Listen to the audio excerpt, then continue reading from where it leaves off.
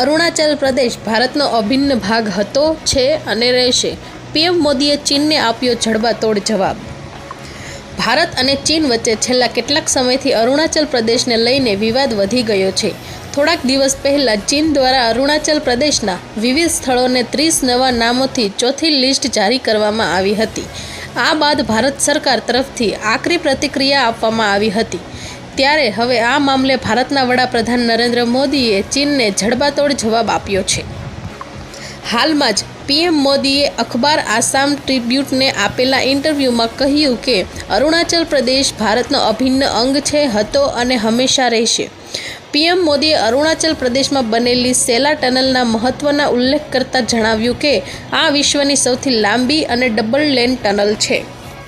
PM મોદીએ કહ્યું કે આ એક વાસ્તવિક રણનીતિક ગેમ ચેન્જર છે જે તવાંગને દરેક સિઝનમાં ક્વોન્ટિટી પ્રદાન કરે છે.